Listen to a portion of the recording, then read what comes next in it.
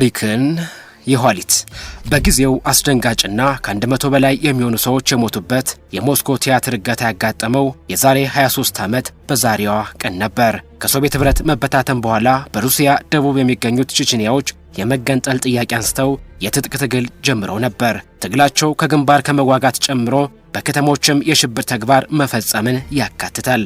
በቼቼንያ ግዛት ሁለተኛው ጦርነት በተፋፋመበት ወቅት ጥቅምት 13 1995 ዓ.ም ታጣቂዎች ቲያትር ቤቱን በርግደው ገቡ።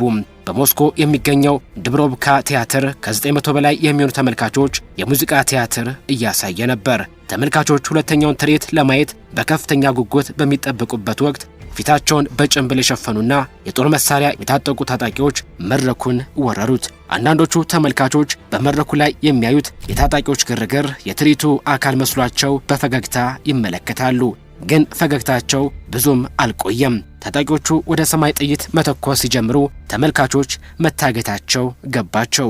ሴቶችን ጨምሮ ያካተተው የታጣቂ ቡድን የቼቼንያ ወታደሮች መሆናቸውን ከ100 ኪሎ ግራም በላይ የሚመዝኑ ፈንጂዎች ጭምር መታጠቃቸውንና በ10 ቀናት ውስጥ ጥያቄያቸው ካልተመለሰ ማንንም እንደማይለቁ ተናገሩ። ጥያቄያቸው በቼቼንያ የሚዋጉት የሩሲያ ወታደሮች ከቼቼንያ እንዲወጡ የሚያሳስብ ነበር።